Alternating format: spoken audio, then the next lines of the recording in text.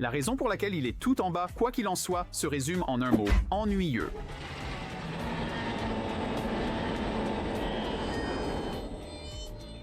Un mauvais film, au moins, peut être amusant à regarder, et dans certains cas, même un film médiocre peut l'être. Le voyage d'Arlo n'a pas de défaut flagrant en termes de qualité objective, mais il est tout de même plombé par le fait qu'il est incroyablement ennuyeux. Les personnages et l'histoire sont oubliables, seule l'animation, désormais une habitude chez Pixar, se distingue. On pourrait penser qu'une histoire qui pose la question « Et si les dinosaures n'avaient jamais disparu ?» serait vraiment passionnante. Mais franchement, celui-ci est complètement passé à côté. C'est incroyable que le même studio qui a su créer des histoires intéressantes à partir d'insectes, de jouets doués de conscience et même de simples émotions, n'ait pas réussi à faire pareil avec un concept aussi universellement apprécié que les dinosaures. Le voyage d'Arlo ne fait tout simplement pas honneur à son nom. Sauf pour les dinosaures, il y en a vraiment.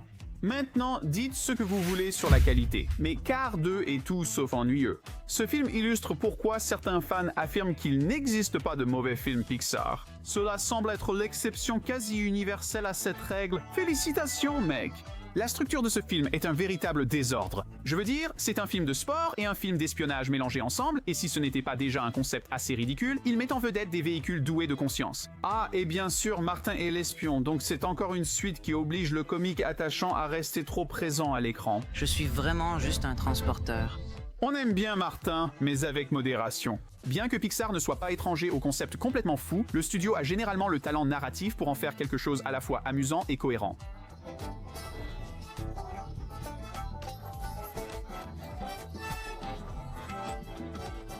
Ce film, bien que bruyant et désordonné, reste intéressant. En termes de qualité objective, c'est clairement le film le moins impressionnant de Pixar, mais au moins, il est amusant à regarder. Même si c'est dans le sens du tellement mauvais que ça en devient bon, tu ne peux pas me dire que regarder une dépanneuse doublée par Larry the Cable Guy devenir un super espion pour vaincre un terroriste n'est pas infiniment plus divertissant que Les dinosaures s'amusent. Mais ces deux-là sont en fait les seuls à être dans la catégorie la plus basse. On passe maintenant aux films qui sont corrects, ceux de la catégorie C, très loin de l'infini et au-delà, Buzz l'éclair prend la place suivante. On va quand même reconnaître quelques qualités à ce film. L'animation est superbe, même selon les standards de Pixar. Sox est adorable et, franchement, il porte le film sur ses épaules. Et le dernier acte est en fait assez intéressant. Utiliser Zurg comme principal méchant était inévitable, c'est vrai, mais le fait qu'il soit en réalité une version sombre et alternative de Buzz venant du futur, c'était vraiment inattendu. Et honnêtement, plutôt cool.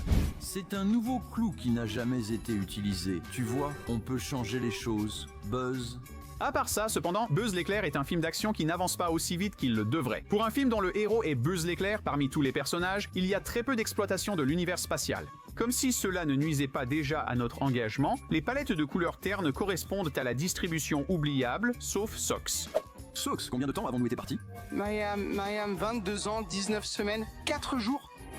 Ça aurait été bien plus cool que ce soit un combat bourré d'action contre le mal, avec une ambiance similaire aux dessins animés des années 90, mais malheureusement, malgré toutes ces qualités, Buzz l'éclair n'atteint pas du tout le niveau que Pixar est capable d'atteindre. À peine au-dessus, il y a Toy Story 4 mec. Tu te souviens comment Toy Story 3 était comme la conclusion parfaite de la saga Toy Story? À quel point ce dernier adieu partenaire était satisfaisant et bouleversant. Le film dit au public: tu grandis, c'est normal. Eh bien, oublie ça. Woody et la bande reviennent avec une histoire qui détruit complètement le personnage de mon gars.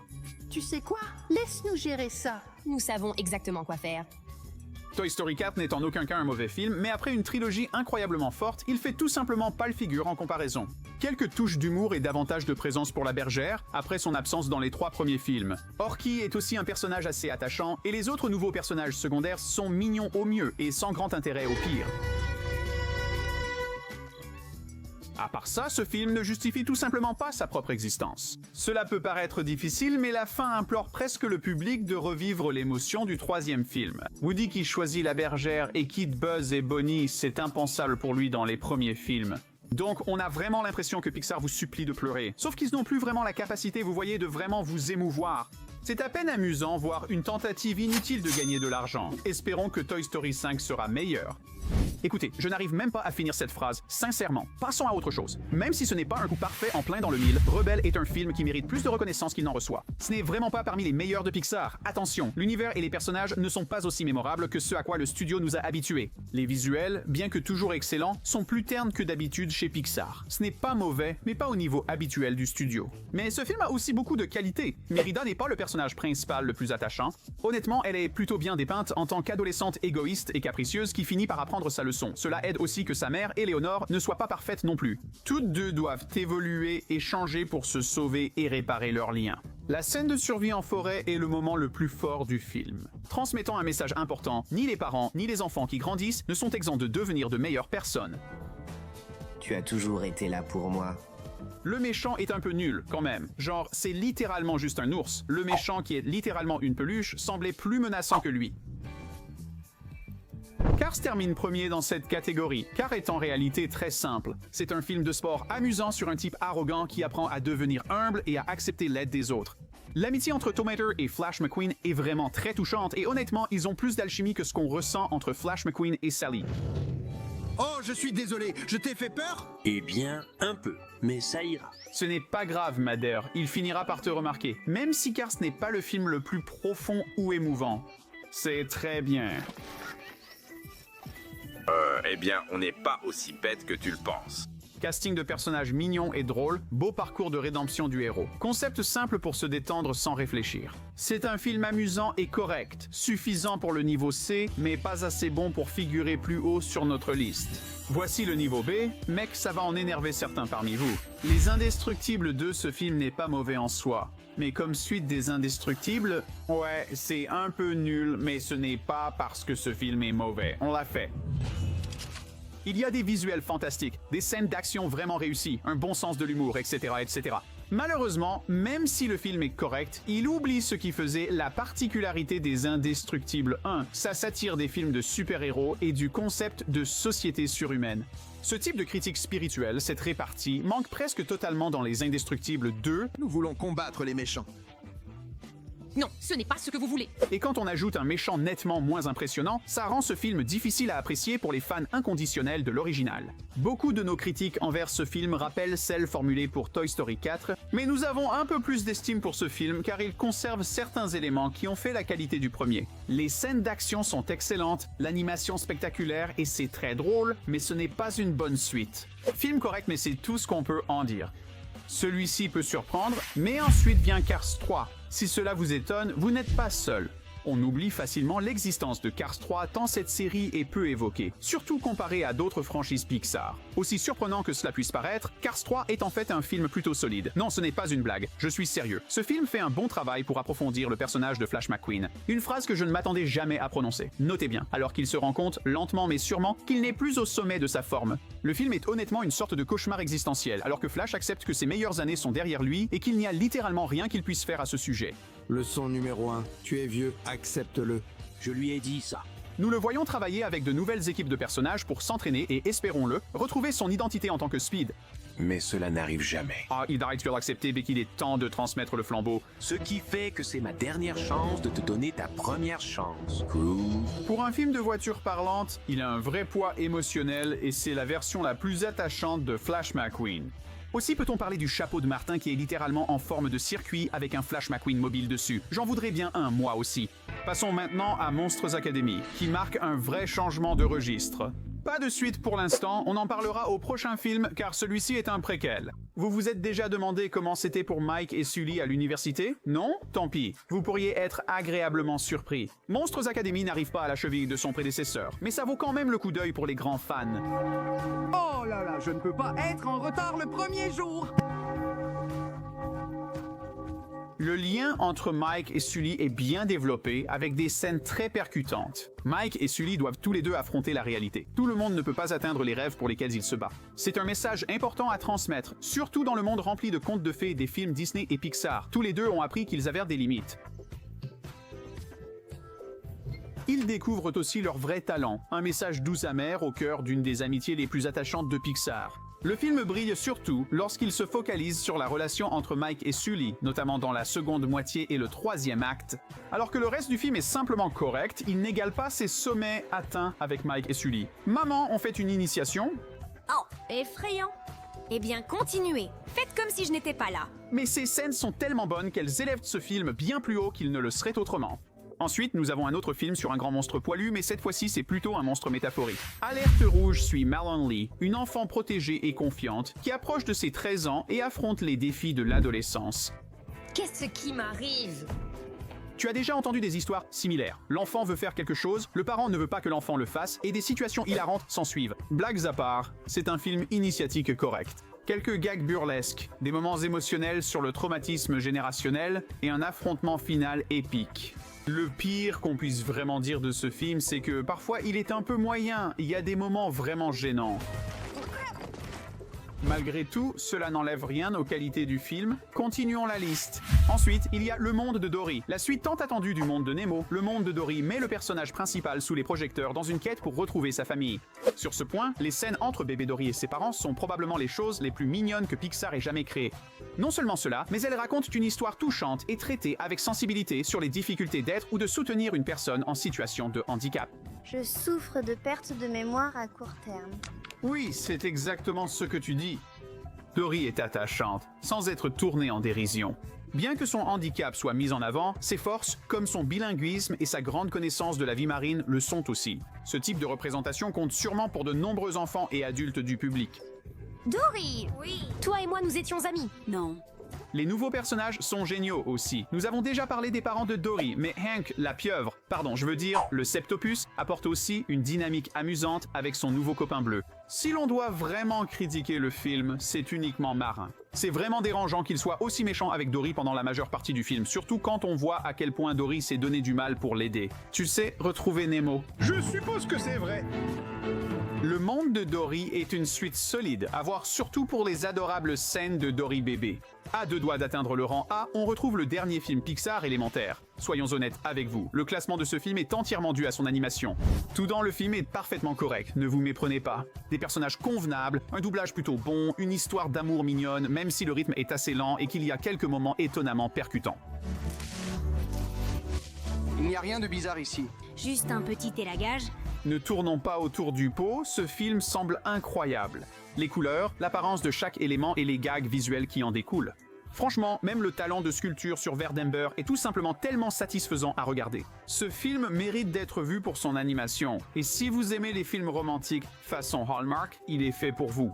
Voici le top 15, où les films deviennent excellents. Catégorie A, regardez. On voudrait placer Luca plus haut. Cela vaut pour beaucoup de films désormais, mais sa position ne doit pas vous tromper. Luca est un film fantastique à l'histoire touchante, au visuel charmant et à l'univers plaisant. L'amitié entre Luca, Alberto et Julia est vraiment touchante et donne au film un cœur émotionnel fort. Peux-tu éviter les obstacles? Et si une vieille mamie traverse ta route? Alors que Luca lutte avec son obligation d'obéir à ses parents, qui aussi protecteurs soient-ils, veulent vraiment juste le garder en sécurité, il commence à vouloir explorer la surface, ce qui ajoute de la tension à cette histoire amusante. Pourquoi ce n'est pas plus haut? Même si Luca est un bon film, l'aspect familial disparaît presque dans la seconde moitié. Ce qui ne serait pas un gros problème si cela ne prenait pas autant de place dans le premier acte.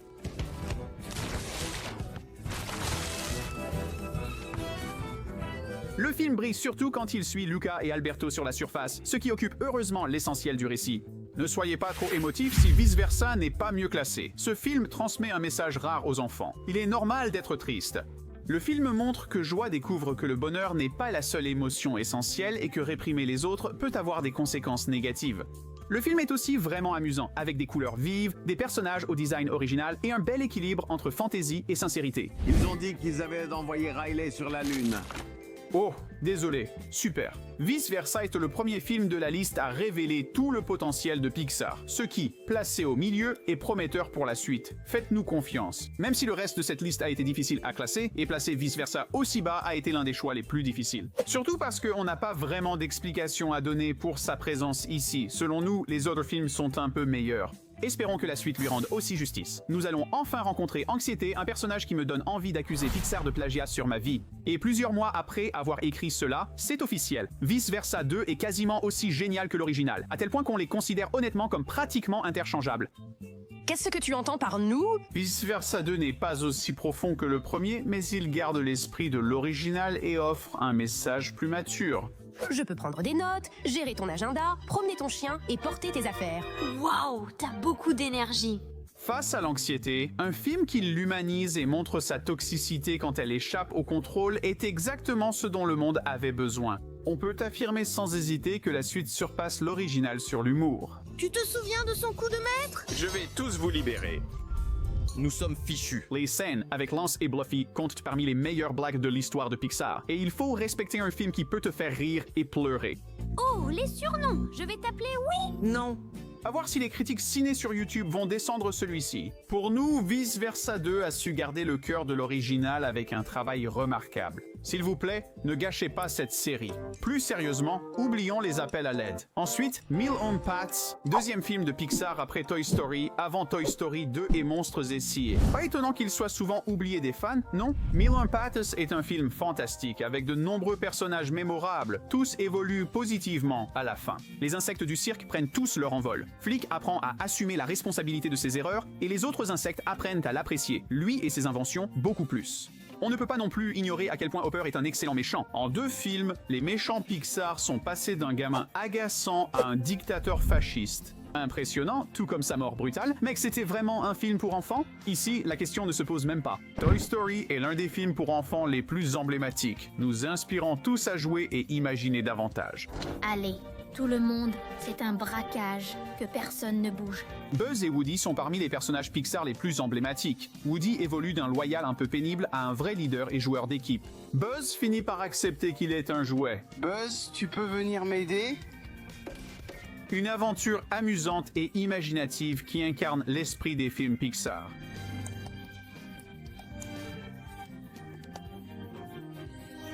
Je me répète, mais c'est presque criminel de ne pas mettre Toy Story plus haut. Ce ne sera pas la dernière apparition de Woody et Buzz. Ne t'inquiète pas. Prochaine entrée. En avant, une agréable surprise.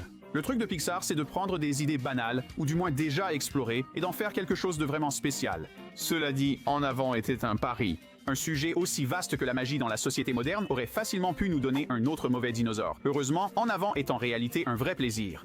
C'est l'histoire de 2 frères, tous 2 imparfaits mais attachants, qui apprennent à s'apprécier mutuellement, à accepter qui ils sont et ce qu'ils possèdent. Yann surmonte progressivement ses insécurités en espérant revoir son père disparu. En une journée, il doit coopérer avec son frère Barley, plus extraverti, qui apprend aussi à gérer son excès de confiance. Même si le chemin moins fréquenté est souvent meilleur à long terme, il n'est pas toujours le meilleur choix. Vous les gars, vous êtes vraiment mal. Leur relation au cœur du film porte l'essentiel de l'intrigue, ce qui lui profite clairement. Juste après notre top 10, il y a le nouveau film Pixar, Elio. On en attendait beaucoup, car les bandes annonces étaient attrayantes, et Vice Versa 2 était excellent. On s'est demandé si Pixar allait seulement faire des suites désormais. Heureusement, si vous voulez notre avis, sa toute nouvelle création originale est assurée de devenir un classique moderne. Si nous devions décrire Elio en une seule phrase, nous dirions que c'est ce qui se rapproche le plus, chez Pixar, d'un Lilo et Stitch à leur sauce. Un film qui mélange à la fois le fun de la science-fiction déjantée et une véritable sincérité, avec une évolution des personnages. Ce film est essentiel cet été, surtout avec le remake de Lilo et Stitch, qui existe, c'est tout. Ce film, tout comme le vrai Lilo et Stitch, explore très bien les thèmes de la famille, de la solitude et du lien humain tout simple. Le casting principal est fantastique. Elio était un excellent protagoniste, montrant bien sa singularité, et sa tante Olga lui sert de parfait contrepoids. Ils veillent à ce qu'Elio se sente accepté et compris, en faisant toujours un effort sincère. Puis il y a les personnages farfelus de l'espace. De Glordon, qui est honnêtement un candidat au titre de compagnon le plus adorable de l'histoire de Pixar, à Grégon, qui parvient d'une manière ou d'une autre à être à la fois intimidant et vraiment attachant. Tous les personnages principaux méritent d'être découverts. Je ne parle même pas des personnages secondaires adorables comme le super ordinateur liquide. Sérieusement, j'adore ce petit gars. Il a une aura indescriptible, et c'est quelque chose que j'admire chez lui. Maintenant, une critique que j'ai vue à propos de ce film, c'est que le rythme est un peu rapide. Et je pense que c'est un avis valable. Mais en fait, je pense que ça joue en faveur du film. Ce film raconte une histoire à travers plusieurs galaxies. Il est donc normal que cela prenne du temps. Le film montre le lien d'Elio avec sa tante et son envie de rejoindre les extraterrestres. Il prend le temps d'illustrer tout cela, et j'adore. Le développement des personnages ne doit jamais être négligé. Parfois, il est utile de prendre du temps pour poser les bases du film avant de plonger dans l'aventure spatiale. Avec une superbe bande-son, de belles voix et des visuels soignés, le voyage offre bien des plaisirs. Pour justifier sa place au-dessus de tant de classiques, nous devons approfondir. Attention aux spoilers, la force du film réside dans les dynamiques entre les personnages. Nous ne percevons l'état d'esprit d'Elio et d'Olga que jusqu'à leur séparation. Après qu'Elio se lie d'amitié avec Glordon, un autre enfant également étranger dans sa famille, Nous commençons à voir qu'il ne s'inquiète pas seulement du fait que le monde ne l'accepte pas, mais aussi de savoir s'il mérite vraiment d'être accepté. Ce qui est beau dans leur amitié, c'est que tous les deux semblent pleinement réaliser que la figure parentale de l'autre les aime vraiment. Ce qui finit par les aider à voir Slash et leur propre tuteur une fois qu'ils s'ouvrent à eux. Salut papa, je sers de monnaie d'échange. Non, dis l'autre jour.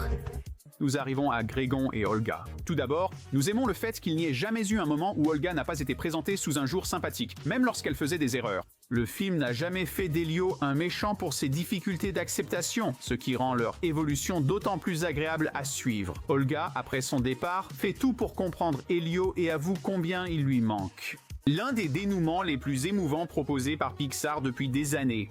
Honnêtement, on peut dire que Grégon a eu une conclusion encore plus touchante. Ce type est prêt à sacrifier honneur, réputation et armure robotique simplement pour réchauffer son fils. Ce qui est beau là-dedans, c'est que cela ne fait pas de Grégon un de ces méchants incompris. Il est absolument présenté comme un méchant, un vrai méchant. Mais ce n'est qu'à la fin qu'on voit à quel point il tient à son fils. Assez pour jeter complètement cette réputation maléfique à la poubelle juste pour le sauver. Elio nous a vraiment bluffé. Et s'il y avait le moindre doute que Pixar pouvait encore créer des projets originaux vraiment incroyables, ce film l'a complètement dissipé. Notre seule vraie critique sur Elio concerne les personnages secondaires, surtout les ambassadeurs, peu développés et présents seulement dans quelques scènes.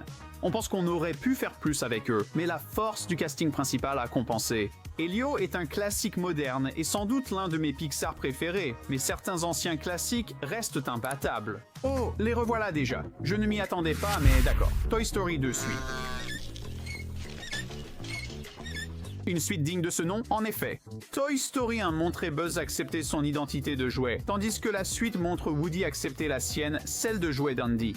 Il hésite entre sa loyauté envers son propriétaire et ses nouveaux amis Stinky, Pete, Pilfoil et Jessie. L'univers est construit avec brio. On découvre davantage les mondes d'origine de Woody et de Buzz. D'une part, l'ancien show télé pour enfants d'où vient Woody, et d'autre part, le jeu vidéo de Buzz où lui et Rex, dans une moindre mesure, cherchent à vaincre le terrible empereur Zurg. Regarde mes petits bras, je ne peux pas tirer et sauter en même temps.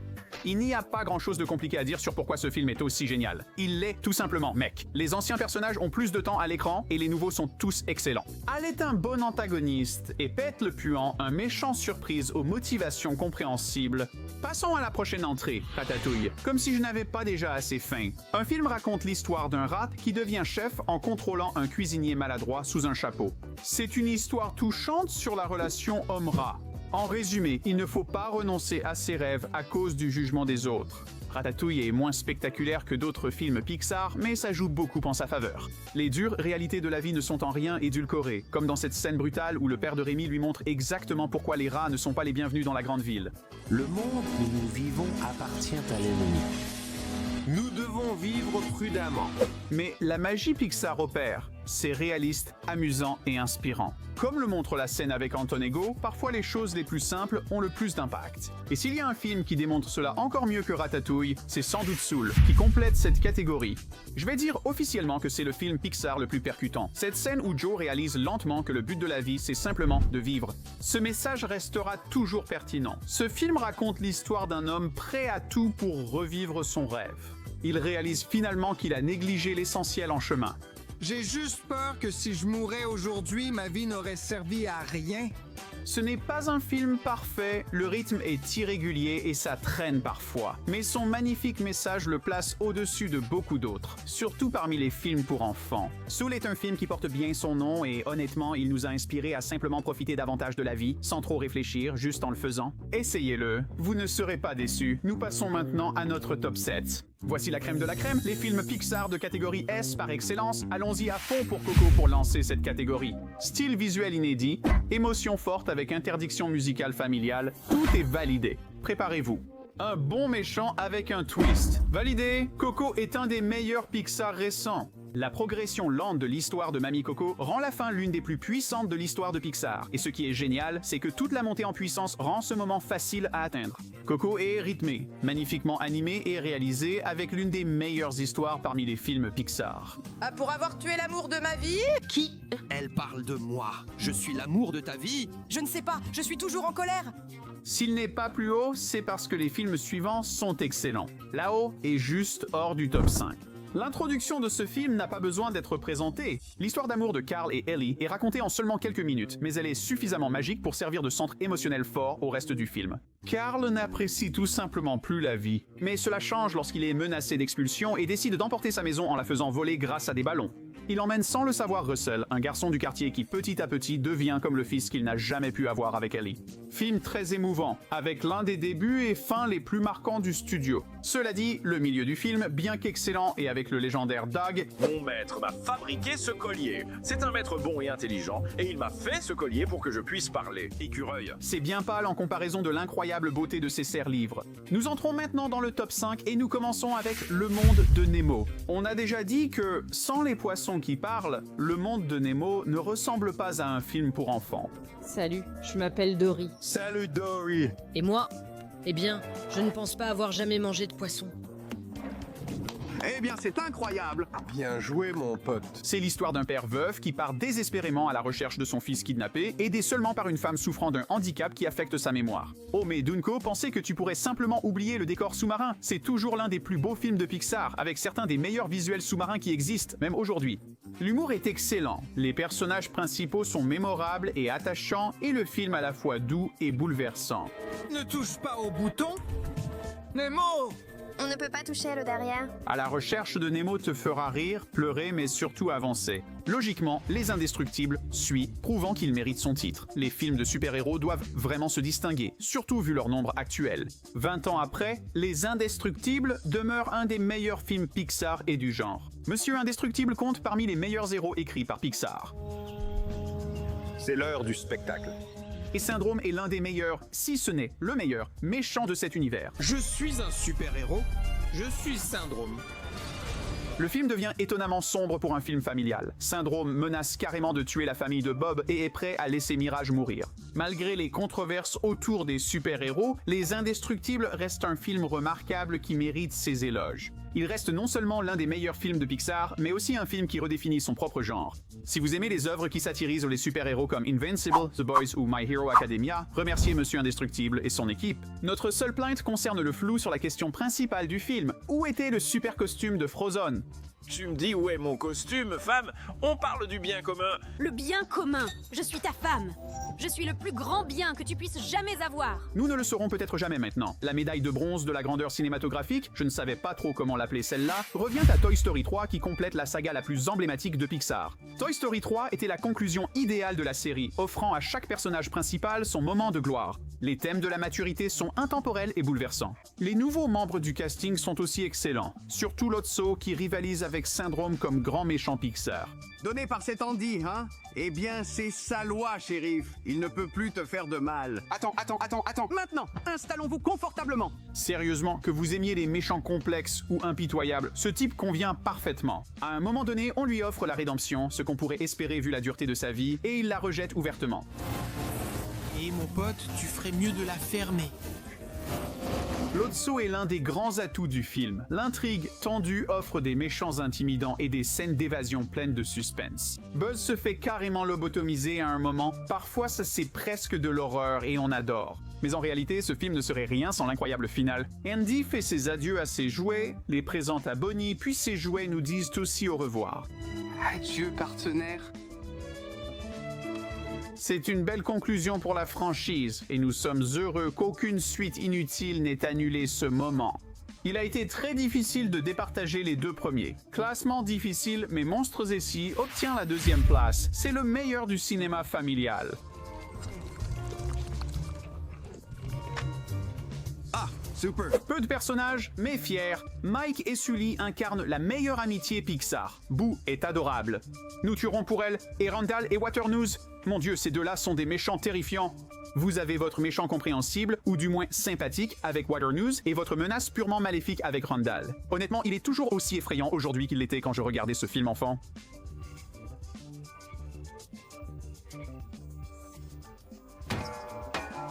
Tous les autres aspects du film sont excellents. C'est l'un des univers les plus amusants de Pixar avec un grand humour et des moments forts. Je pense à me les faire couper. Non, j'aime bien cette longueur. Nous n'avons pas de raison compliquée pour expliquer pourquoi ce film est si haut placé. Monstres essayés, c'est tout simplement amusant. Ce film est génial à tous les niveaux. C'est charmant, c'est drôle, c'est imaginatif et parfois même effrayant. Mais il y a un film qui nous impressionne encore plus. Ce choix peut diviser, mais nous désignons Wall-E comme le meilleur film Pixar. Ce film est brillant à tout point de vue. La palette de couleurs est terne sur Terre, ce qui est logique vu l'aspect post-apocalyptique du film. Cette histoire suit fermement la règle. Montrer, ne pas raconter. Et elle vous emmène lentement mais sûrement de la planète Terre démunie et désormais sans espoir jusqu'au vaisseau dystopique Axiom où l'humanité réside. Ce film avertit l'humanité et ce qui est à la fois effrayant et brillant, c'est qu'il deviendra de plus en plus pertinent. Oui. Alors que le monde s'effondre, les riches deviennent plus riches, les pauvres plus pauvres, chacun doit en faire moins pour soi. Nous glissons lentement, de plus en plus près des sièges de l'Axiom. Et ne revenez pas sur Terre. Je répète, ne revenez pas sur Terre. Sortons d'ici au plus vite. Oh, mais ne croyez pas que ce n'est pas un film amusant. Il y a de jolis robots qui tombent amoureux, ce qui lance le film en général et, par extension, la rédemption de la Terre en tant que planète habitable. Il y a aussi quelques humains attachants et le thème général de l'humanité qui réalise qu'il y a encore de l'espoir pour le monde, une petite pousse à la fois. La scène où le capitaine tente de désactiver Otto est l'une des plus inspirantes de Pixar, aussi surprenant que cela paraisse. Si cela ne vous convainc pas, M.O. Nous espérons vous avoir convaincu et que vous partagerez vos films Pixar préférés en commentaire. Pour nous, ce conte d'avertissement reste le meilleur.